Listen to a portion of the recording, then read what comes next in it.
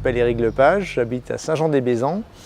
Je me suis installé en 1995, j'ai repris l'exploitation d'un tiers, et 85 hectares répartis sur un rayon de 5 km, donc c'est composé de 30 îlots.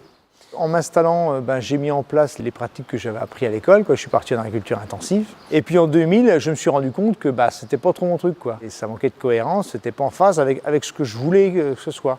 Donc à partir de là, je suis parti en agriculture raisonnée. Donc en 2010, j'étais en autonomie totale. Je produisais mes propres céréales.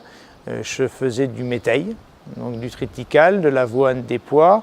Chaque plante avait son rôle. L'avoine était là pour le désherbage, m'amener de l'énergie. Le pois était là pour m'apporter de l'azote à ma culture. Et le triticale, c'était l'énergie et le tuteur. Donc voilà, j'ai développé ces cultures-là que je moissonne et que je redistribue en céréales pour mes animaux. Sur mes 85 hectares, la moitié est figée en prairie naturelle et l'autre partie, c'est en rotation. On gère les adventices, c'est-à-dire que tu sèmes ton orge, tu sèmes ta prairie dedans, ça ne laisse pas la place aux mauvaises herbes. Le sol, il est occupé. On insémine tout pour que ça vèle au printemps.